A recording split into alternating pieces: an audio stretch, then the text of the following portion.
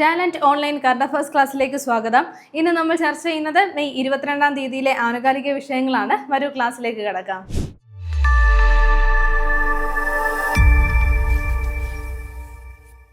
CPO എക്സാമിന് വേണ്ടി തയ്യാറെടുക്കുന്നവർക്കായി ഈ ഒരു എക്സാമിന് വേണ്ടിയിട്ടുള്ള കംപ്ലീറ്റ് സിലബസ് ഉൾപ്പെടുത്തിക്കൊണ്ട് ടാലന്റ് അക്കാദമി തയ്യാറാക്കിയിട്ടുള്ള CPO റാങ്ക് ഫെയിൽ ഇപ്പോൾ ലഭ്യമാണ്. 3 വോളിങ്ങളിലായിട്ടാണ് ഈ ഒരു റാങ്ക് ഫെയിൽ നിങ്ങൾക്ക് ലഭ്യമാവുന്നത്. ന്യൂ SCERT NCERT പാഠഭാഗങ്ങൾ ഉൾപ്പെടുത്തിയിട്ടാണ് ഇത് തയ്യാറാക്കിയിട്ടുള്ളത്. ടാലന്റിന്റെ ഒഫീഷ്യൽ വെബ്സൈറ്റ് വഴിയോ ആമസോൺ ഫ്ലിപ്കാർട്ട് വഴിയോ അല്ലെങ്കിൽ നിങ്ങളുടെ അടുത്തുള്ള ബുക്ക് സ്റ്റോറുകൾ വഴിയോ നിങ്ങൾക്ക് ഈ റാങ്ക് ഫെയിൽ സ്വന്തമാക്കാൻ സാധിക്കുന്നതാണ്. അപ്പോൾ എക്സാമിന് വേണ്ടി പ്രിപ്പയർ ചെയ്യുന്നവർ ഉടൻ തന്നെ ഈ ഒരു റാങ്ക് ഫെയിൽ സ്വന്തമാക്കി നല്ല രീതിയിൽ പഠിക്കുക. ഇനി നമ്മൾ ആദ്യം ചർച്ച ചെയ്യുന്നത് ഒരു ബഹുമതിയാണ്. അപ്പോൾ 2026 ഭക്ഷ്യ കാർഷിക സംഘടനയുടെ പരമോന്നത ബഹുമതിയായ FAO അഗ്രിക്കോള മെഡൽ നേടിയത് ആരെന്നാണ് നമ്മൾ നോക്കുന്നത്. നമ്മുടെ പ്രധാനമന്ത്രി നരേന്ദ്രമോദിക്കാണ് ഈ ഒരു മെഡൽ ലഭിച്ചിരിക്കുന്നത്. ആർക്കാണെന്ന് ഓർത്ത് വെക്കുക, നരേന്ദ്രമോദി അദ്ദേഹത്തിനാണ് ഈ ഒരു ബഹുമതി ലഭിച്ചിരിക്കുന്നത്. ആര് നൽകുന്ന ബഹുമതിയാണെന്ന് ഓർത്ത് വെക്കുക, ഐക്യരാഷ്ട്രസഭയുടെ ഭക്ഷ്യ കാർഷിക സംഘടന ഭക്ഷ്യ കാർഷിക സംഘടന നൽകുന്ന ഒരു പുരസ്കാരമാണ്. FAO നൽകുന്ന ഒരു പുരസ്കാരമാണ്. അപ്പോൾ ഈ ഒരു ഭക്ഷ്യ കാർഷിക സംഘടന നൽകുന്ന പരമോന്നത ബഹുമതി കൂടിയാണ് FAO അഗ്രിക്കോള മെഡൽ എന്നുള്ള കാര്യം ഒന്ന് നോട്ട് ചെയ്ത് വെക്കുക.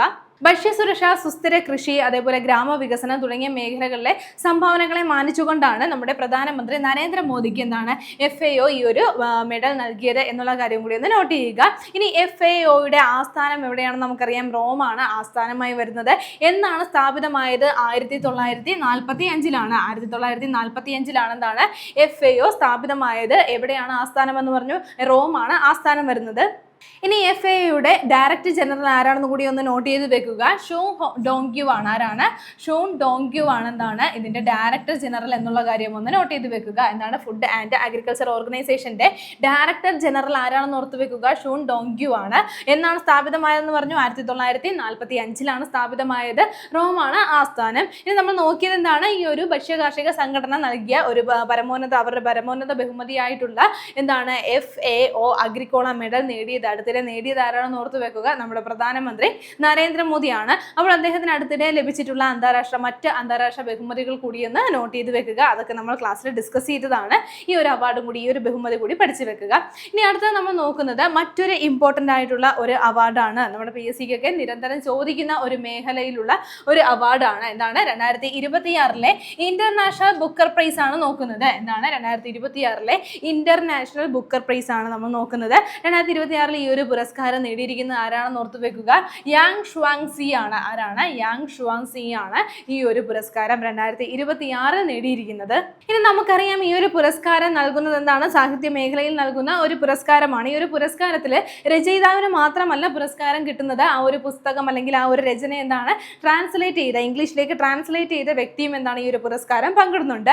അങ്ങനെ 2026 ഈ ഇന്റർനാഷണൽ ബുക്കർ പ്രൈസ് പങ്കിടുന്ന ട്രാൻസ്ലേറ്റർ, അതായത് ഈ ഒരു ബുക്ക് വിവർത്തനം ചെയ്ത വ്യക്തി ആരാണെന്ന് ഓർത്ത് വെക്കുക, ആരാണ്? ലിൻ കിങ് ആണ്. ആരാണ്? ലിൻ കിങ് ആണ് ഈ ഒരു ബുക്ക് ഇംഗ്ലീഷിലേക്ക് ട്രാൻസ്ലേറ്റ് ചെയ്തത്.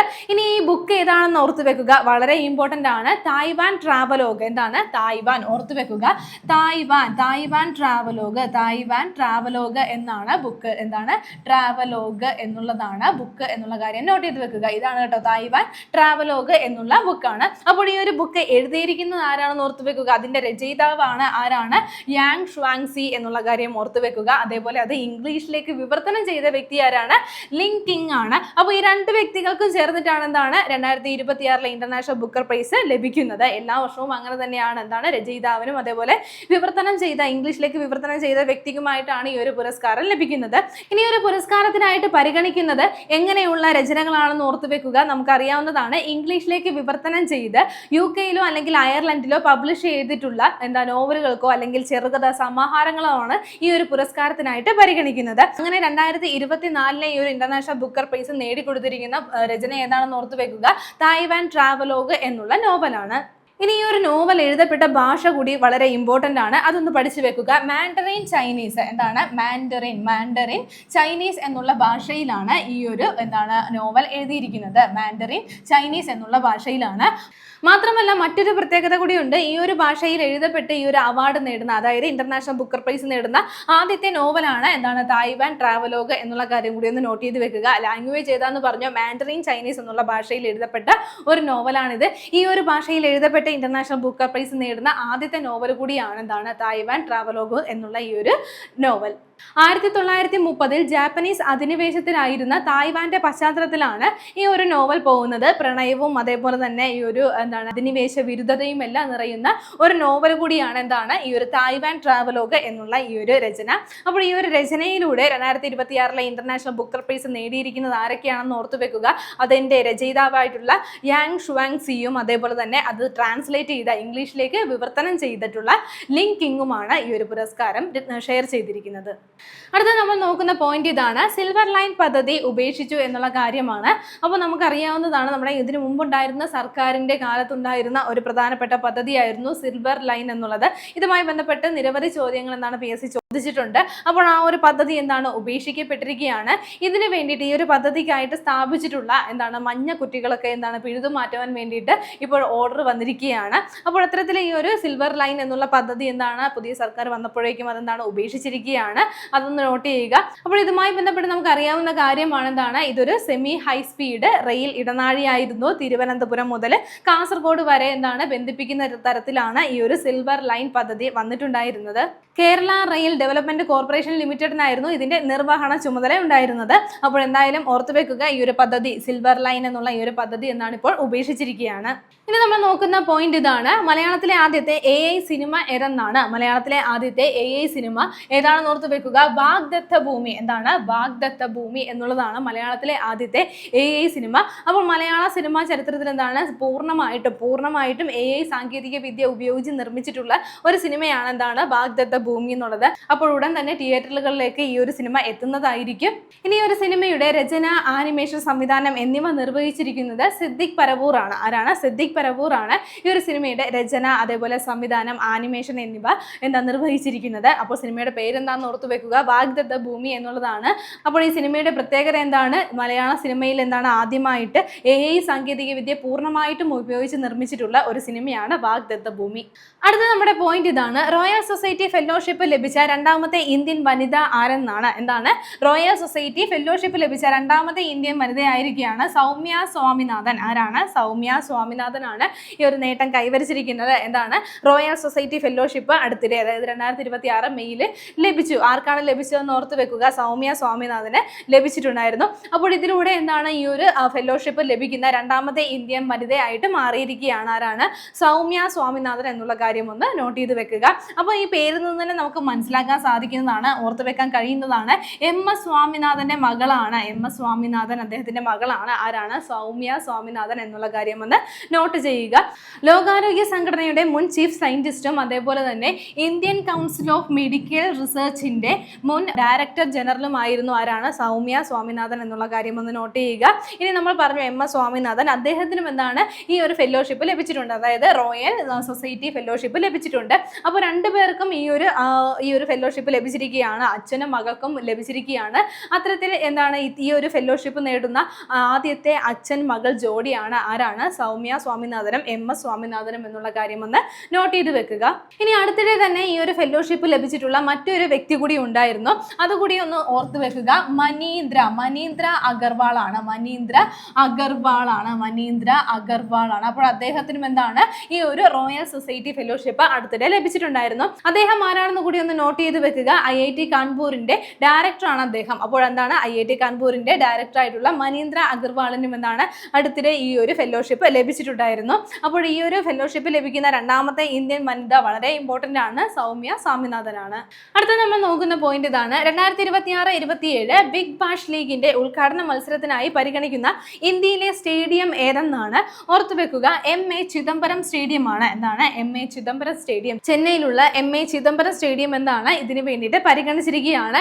ഏത് മത്സരത്തിനായിട്ടാണെന്ന് ഓർത്തു വെക്കുക, 2026-27 ബിഗ് ബാഷ് ലീഗിന്റെ ഉദ്ഘാടന മത്സരത്തിനായിട്ടാണ് പരിഗണിച്ചിരിക്കുന്നത്. ഓസ്ട്രേലിയൻ T20 പ്രീമിയർ ലീഗ് മത്സരമാണ് ബിഗ് ബാഷ് ലീഗ് എന്നുള്ള കാര്യം കൂടി ഒന്ന് നോട്ട് ചെയ്ത് വെക്കുക. അപ്പോൾ ആദ്യമായിട്ടാണ് ഇത്തരത്തിലൊരു ഈ ഒരു ബിഗ് ബാഷ് ലീഗിന്റെ ഒരു മത്സരത്തിന് വേണ്ടിയിട്ട് ഇന്ത്യയിലെ ഒരു സ്റ്റേഡിയം പരിഗണനയിൽ വരുന്നത്. അപ്പോൾ ആ സ്റ്റേഡിയം ഏതാണെന്ന് ഓർത്ത് വെക്കുക, MA ചിദംബരം സ്റ്റേഡിയം ആണ്. ചെന്നൈയിലുള്ള MA ചിദംബരം സ്റ്റേഡിയം ആണ് ഇതിനു വേണ്ടിയിട്ട് പരിഗണിച്ചിരിക്കുന്നത്. പരിഗണിച്ചിരിക്കുന്നത്. ഇനി അതിന്റെ തീരുമാനങ്ങളൊക്കെ ഫൈനൽ തീരുമാനങ്ങളൊക്കെ എടുത്തതിന് ശേഷമേ അതെന്താണ് കൺഫേം ചെയ്യുള്ളൂ. അപ്പോൾ ആ കാര്യം നമുക്ക് ഡിസ്കസ് ചെയ്യാം. ഇനി നമ്മൾ നോക്കുന്ന പോയിന്റ് ഇതാണ്, ഇന്ത്യയിലെ ആദ്യത്തെ സ്വകാര്യ സൈനിക വിമാനം ഏതെന്നാണ്. ഓർത്തു വെക്കാം, C-295 ആണ്. എന്താണ് C-295 എന്നുള്ള വിമാനമാണ് എന്താണ് ഇന്ത്യയിലെ ആദ്യത്തെ സ്വകാര്യ സൈനിക വിമാനം എന്നുള്ള കാര്യം ഒന്ന് നോട്ട് ചെയ്യുക. നമുക്കറിയാവുന്ന ഒരു പദ്ധതിയാണ് എന്താണ് മേക്ക് ഇൻ ഇന്ത്യ എന്നുള്ളത്. അപ്പോൾ ഈ ഒരു പദ്ധതിയുടെ ഭാഗമായിട്ട് പൂർണ്ണമായിട്ടും ഇന്ത്യയിൽ നിർമ്മിച്ചിട്ടുള്ള എന്താ C-295 എയർക്രാഫ്റ്റ് ആണിത്. ആ കാര്യം കൂടി ഒന്ന് നോട്ട് ചെയ്ത് വെക്കുക. അപ്പോൾ ഇന്ത്യയിലെ ആദ്യത്തെ സ്വകാര്യ സൈനിക വിമാനമാണിത്. ഈ ഒരു എയർക്രാഫ്റ്റ് ഗുജറാത്തിലെ വഡോദരയിലുള്ള ടാറ്റ അഡ്വാൻസ്ഡ് സിസ്റ്റംസ് ലിമിറ്റഡിൽ എന്താണ് പറക്കലിന് സജ്ജമായിരിക്കുകയാണ്. ഇനി ഒരു മിസൈലാണ് നമ്മൾ ചർച്ച ചെയ്യുന്നത്. അടുത്തിടെ DRDO അന്തിമ പരീക്ഷണങ്ങൾ പൂർത്തിയാക്കിയ പ്രിസിഷൻ ഗൈഡഡ് മിസൈൽ ഏതെന്നാണ്. നോട്ട് ചെയ്ത് വെക്കുക, ULPGM V3 എന്നുള്ള മിസൈലാണ്. അപ്പോൾ ഇതിന്റെ ഈ ഒരു മിസൈലിന്റെ അന്തിമ പരീക്ഷണങ്ങളൊക്കെ DRDO പൂർത്തിയാക്കിയിരിക്കുകയാണ്. ഇനി ഇതിന്റെ ഫുൾ ഫോം കൂടി എന്താണെന്ന് കൂടി നമുക്കൊന്ന് നോട്ട് ചെയ്ത് വെക്കാം. എന്താണ് ULPGM V3യുടെ ഫുൾ ഫോം വരുന്നത്? Unmanned aerial vehicle launched precision guided missile version 3 എന്നുള്ളതാണ് ഇതിന്റെ ഫുൾ ഫോം വരുന്നത്. അപ്പോൾ എന്താണ് DRDO ആണ് ഇത് എന്താണ് അന്തിമ പരീക്ഷണങ്ങളൊക്കെ പൂർത്തിയാക്കിയിരിക്കുന്നത്. ഈ ഒരു മിസൈലിന്റെ എയർ ടു ഗ്രൗണ്ടും എയർ ടു എയർ രീതിയിലുമുള്ള പരീക്ഷണങ്ങളൊക്കെ DRDO അടുത്തിടെ ആന്ധ്രാപ്രദേശിൽ പൂർത്തിയാക്കി. ഇനി ടാലന്റിന്റെ ഒരു ബെസ്റ്റ് ഓഫർ ആണ് നിങ്ങളോട് പറയാനുള്ളത്. ഇനി വരുന്ന LP-UP അസിസ്റ്റന്റ് എക്സാമിന് വേണ്ടി പ്രിപ്പയർ ചെയ്യുന്നവർക്കായി LP-UP അസിസ്റ്റന്റ് റാങ്ക് ഫെയിൽ ഇപ്പോൾ ലഭ്യമാണ്. അപ്പോൾ ടാലന്റിന്റെ ഈ ഒരു റാങ്ക് ഫെയിൽ നിങ്ങൾക്ക് താഴെ തന്നിരിക്കുന്ന ആ ലിങ്കിലൂടെ സ്വന്തമാക്കാൻ സാധിക്കുന്നതാണ്. ഇനി ഇതിലൂടെ നിങ്ങൾക്ക് ഒരു ബെസ്റ്റ് ഓഫറിലൂടെ ഈ ഒരു റാങ്ക് ഫെയിൽ സ്വന്തമാക്കാനായിട്ട് LP-UP SM എന്നുള്ള ഈ ഒരു കൂപ്പൺ കോഡ് കൂടി ഒന്ന് ആഡ് ചെയ്ത് കൊടുത്താൽ മതി. നിങ്ങൾക്ക് ഒരു ബെസ്റ്റ് ഓഫറിൽ ഈ ഒരു റാങ്ക് ഫെയിൽ സ്വന്തമാക്കാൻ സാധിക്കുന്നതാണ്. ന്യൂ SCERT പാഠഭാഗങ്ങൾ ഉൾപ്പെടുത്തി തയ്യാറാക്കിയിട്ടുള്ള ഒരു ബെസ്റ്റ് റാങ്ക് ഫെയിൽ ആണിത്. ഇനി വരുന്ന ഈ ഒരു എക്സാമിന് വേണ്ടിയിട്ട് നിങ്ങൾക്ക് മികച്ച ഒരു വഴികാട്ടിയായിരിക്കും. ഉടൻ തന്നെ റാങ്ക് ഫെയിൽ സ്വന്തമാക്കൂ. അടുത്തത് നമ്മൾ നോക്കുന്ന പോയിന്റ് ഇതാണ്, കരിയർ ഗോൾഡൻ മാസ്റ്റേഴ്സ് നേടിയ രണ്ടാമത്തെ താരം ആരെന്നാണ്. ഓർത്തു വെക്കുക, ജാനിക് സിന്നർ ആണ്. ആരാണ്? ജാനിക് സിന്നർ ആണ് കരിയർ ഗോൾഡൻ മാസ്റ്റേഴ്സ് കിരീടം നേടിയിരിക്കുന്ന രണ്ടാമത്തെ താരമായിട്ട് മാറുന്നത്. അപ്പോൾ 2026 അദ്ദേഹം ഈ ഒരു നേട്ടം കൈവരിച്ചതെന്ന് ഓർത്തു വെക്കുക. എങ്കിൽ ഈ ഒരു നേട്ടം കൈവരിച്ച, അതായത് കരിയർ ഗോൾഡൻ മാസ്റ്റേഴ്സ് നേടിയ ആദ്യത്തെ വ്യക്തി ആരാണ്? അത് നൊവാക് ജോക്കോവിച്ച് ആണ്. 2018 അദ്ദേഹം ഈ ഒരു നേട്ടം കൈവരിച്ചിരുന്നത്. അപ്പോൾ ഇപ്പോൾ എന്താണ് ജാനിക് സിന്നറിന്റെ കാര്യം നമ്മൾ പറഞ്ഞു. അപ്പോൾ അടുത്തിടെ റോമിൽ നടന്ന ഇറ്റാലിയൻ ഓപ്പൺ മത്സരത്തിന്റെ ഫൈനലിൽ എന്താണ് കാസ്പർ റൂഡിനെ അദ്ദേഹം പരാജയപ്പെടുത്തി. അപ്പോൾ കാസ്പർ റൂഡിനെ പരാജയപ്പെടുത്തിക്കൊണ്ട് സിന്നർ തന്റെ കരിയറിലെ 9 ഓർത്തു വെക്കുക 9 ATP മാസ്റ്റേഴ്സ് ഓർത്തു വെക്കുക മാസ്റ്റേഴ്സ് 1000 കിരീടങ്ങൾ നേടുകയായിരുന്നു. അപ്പോൾ ഇതിലൂടെയാണ് അദ്ദേഹത്തിന് എന്താണ് ഈ ഒരു കരിയർ ഗോൾഡൻ മാസ്റ്റേഴ്സ് നേടാനായിട്ട് സാധിച്ചിരിക്കുന്നത്. അപ്പോൾ 2018 നൊവാക് ജോക്കോവിച്ച് ഈ ഒരു നേട്ടം കൈവരിച്ചതെന്ന് പറഞ്ഞു. 2026 രണ്ടാമത്തെ ഈ ഒരു നേട്ടം കൈവരിക്കുന്ന രണ്ടാമത്തെ താരമായിട്ട് മാറിയിരിക്കുകയാണ് ജാനിക് സിന്നർ. ഇനി എന്താണ് കരിയർ ഗോൾഡൻ മാസ്റ്റേഴ്സ് എന്നുള്ള കാര്യം കൂടി ഒന്ന് പ്രത്യേകം നോട്ട് ചെയ്ത് വെക്കുക. 9 സജീവ ATP മാസ്റ്റർ 1000 ടൂർണമെന്റുകൾ വിജയിച്ചുകൊണ്ട് നേടുന്ന പ്രൊഫഷണൽ പുരുഷ ടെന്നീസിലെ ഒരു നേട്ടമാണ് എന്താണ് കരിയർ ഗോൾഡൻ മാസ്റ്റേഴ്സ് എന്നുള്ള കാര്യം ഒന്ന് നോട്ട് ചെയ്ത് വെക്കുക. അപ്പോൾ ഈ ഒരു നേട്ടം കൈവരിച്ചിരിക്കുന്ന രണ്ടാമത്തെ താരമാണ് ജാനിക് സിന്നർ. ഇനി വരുന്ന PSC എക്സാമുകളിലെ ഏറ്റവും ഇമ്പോർട്ടൻറ്റ് പാർട്ടാണ് നമ്മുടെ എന്താണ് SCERT പാഠഭാഗങ്ങൾ. അപ്പോൾ ഇത് പഠിക്കുവാൻ വേണ്ടിയിട്ടുള്ള അറിവിടം ബുക്കുകൾ നിങ്ങൾ സ്വന്തമാക്കി നല്ല രീതിയിൽ പഠിച്ചിട്ടുണ്ട് എന്നുള്ള കാര്യം അറിയാം. ഇനി ഈ ഒരു കാര്യങ്ങൾ നിങ്ങൾ പഠിച്ച കാര്യങ്ങളൊക്കെ നിങ്ങൾക്ക് റിവിഷൻ ചെയ്യുവാൻ വേണ്ടിയിട്ടും പരിശീലിക്കുവാൻ വേണ്ടിയിട്ടും ടാലന്റ് അക്കാദമി പുറത്തിറക്കിയിരിക്കുന്ന ബുക്കാണ് SCERT അറിവിടം പരിശീലന ചോദ്യങ്ങളുടെ ബുക്ക്. അപ്പോൾ 4300 ചോദ്യങ്ങളാണ് ഇതിൽ ഉൾപ്പെടുന്നത്.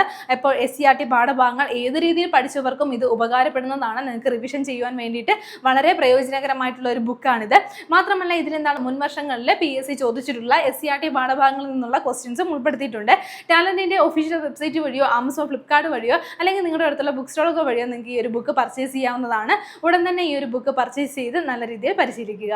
ഇത് നമ്മൾ ചർച്ച ചെയ്ത പോയിന്റുകൾ ഒന്നുകൂടി നോക്കാം. ആദ്യം നമ്മൾ ചർച്ച ചെയ്ത പോയിന്റ് ഇതായിരുന്നു. 2026 ഭക്ഷ്യ കാർഷിക സംഘടനയുടെ പരമോന്നത ബഹുമതിയായ FAO അഗ്രിക്കോള മെഡൽ നേടിയത് ആരെന്നാണ്? നരേന്ദ്രമോദിയാണ്. അത് കഴിഞ്ഞ് നമ്മൾ ചർച്ച ചെയ്തത് മറ്റൊരു ഇമ്പോർട്ടന്റ് അവാർഡായിരുന്നു. 2026 ഇന്റർനാഷണൽ ബുക്കർ പ്രൈസ് നേടിയത് ആരും നമ്മൾ നോക്കി ഓർത്തു വെക്കുക. യാങ് ഷുവാൻ സി ആണ് ഈ ഒരു അവാർഡ് നേടിയിരിക്കുന്നത്. അതേപോലെ ഏത് രചനയാണെന്ന് ഓർത്തു വെക്കുക. എന്താണ് തായ്വാൻ ട്രാവലോഗ് എന്നുള്ള രചനയിലൂടെയാണ്. ഇനി ഇത് വിവർത്തനം ചെയ്ത് ഈ ഒരു പുരസ്കാരം നേടിയിരിക്കുന്നത് ആരാണ്? അത് ലിങ് കിങ് ആണെന്നുള്ള കാര്യം കൂടി നോട്ട് ചെയ്യുക.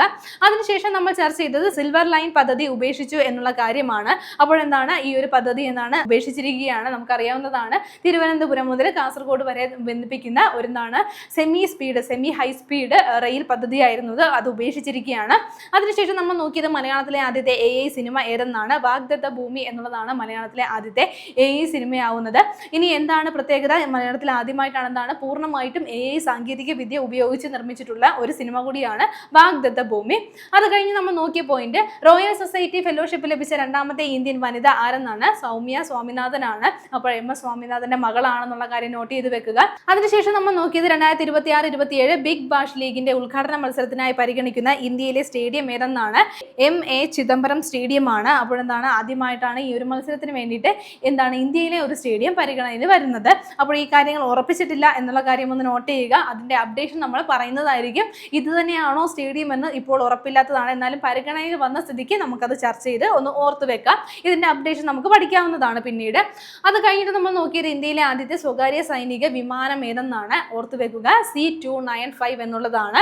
അത് കഴിഞ്ഞിട്ട് നോക്കിയത് ഒരു മിസൈലുമായി ബന്ധപ്പെട്ട പോയിന്റ് ആയിരുന്നു. അടുത്തിടെ DRDO അന്തിമ പരീക്ഷണങ്ങൾ പൂർത്തിയാക്കിയ പ്രിസിഷൻ ഗൈഡഡ് മിസൈൽ ഏതാണെന്ന് ഓർത്ത് വെക്കുക, ULPGM V3 എന്നുള്ള മിസൈലാണ്. അത് കഴിഞ്ഞ് നോക്കിയത് കരിയർ ഗോൾഡ് മാസ്റ്റേഴ്സ് നേടിയ രണ്ടാമത്തെ താരമാരെന്നാണ്. ജാനിക് സിന്നർ ആണ്. ആദ്യത്തെ താരമാരാണ് നൊവാക് ജോക്കോവിച്ച് ആണ്. 2018 അദ്ദേഹം ഈ ഒരു നേട്ടം കൈവരിച്ചത്. 2026 ഈ ഒരു നേട്ടം കൈവരിച്ചിരിക്കുന്നത് ജാനിക് സിന്നർ ആണ്. കഴിഞ്ഞ ക്ലാസ്സുമായി ബന്ധപ്പെട്ട 2 ചോദ്യങ്ങൾ നൽകുകയാണ്. ആദ്യത്തെ ചോദ്യം ഇതാണ്: കേരള സർക്കാരിന്റെ സാമ്പത്തിക സ്ഥിതിയെ കുറിച്ച് പഠിച്ച് ധവളപത്രം തയ്യാറാക്കാൻ 2026 രൂപീകരിച്ച ഉന്നതതല സമിതിയുടെ അധ്യക്ഷൻ ആരെന്നാണ്. Option A doctor KM Chandrasekhar, option B Asaf Ali, option C Jaju Sabu, option D VP Joy. അടുത്ത ചോദ്യം ഇതാണ്: 16ാം കേരള നിയമസഭയുടെ പ്രോം ടൈം സ്പീക്കർ ആരെന്നാണ്. തിരുവഞ്ചൂർ രാധാകൃഷ്ണൻ, ഷാനിമോൻ ഉസ്മാൻ, G സുധാകരൻ, രമേശ് ചെന്നിത്തല. അപ്പോൾ ശരിയുത്തരങ്ങൾ താഴെ കമന്റ് ചെയ്യുക. ഇനി കഴിഞ്ഞ ക്ലാസ്സിൽ നൽകിയിരുന്ന ചോദ്യങ്ങളുടെ ഉത്തരങ്ങൾ നോക്കാം. ആദ്യത്തെ ചോദ്യം ഇതായിരുന്നു: 2026-27 കാലയളവിൽ സ്ത്രീ ശാക്തീകരണത്തിനായി രൂപീകരിച്ച പാർലമെന്ററി കമ്മിറ്റിയുടെ ചെയർപേഴ്സൺ ആരെന്നായിരുന്നു ചോദ്യം. ശരിയുത്തരം ഏതാണ്? ഓപ്ഷൻ ബി ആണ്, ഡോക്ടർ ദഗ്ഗുപതി പുരന്തേശ്വരിയാണ്. രണ്ടാമത്തെ ചോദ്യം ഇതായിരുന്നു: 18ാം നൂറ്റാണ്ടിൽ കടത്തിക്കൊണ്ടുപോയ ചോള രാജവംശത്തിലെ ചെമ്പു തകിടുകൾ അടുത്തിടെ ഇന്ത്യക്ക് തിരിച്ചു നൽകിയ രാജ്യം ഏതെന്നായിരുന്നു ചോദ്യം. ശരിയുത്തരം ഏതാണ്? ഓപ്ഷൻ ഡി ആണ്, നെതർലാൻഡ്സ് ആണ് ഈ ചെമ്പു തകിടുകൾ അടുത്തിടെ ഇന്ത്യക്ക് തിരികെ നൽകിയത്. ഇന്ന് നമ്മൾ ഡിസ്കസ് ചെയ്ത എല്ലാ പോയിന്റുകളും നിങ്ങൾക്ക് മനസ്സിലായി കാണുമെന്ന് വിശ്വസിക്കുന്നു. നന്നായി പഠിക്കുക, നന്നായി മുന്നേറുക. മറ്റൊരു ക്ലാസ്സുമായി വീണ്ടും കാണാം.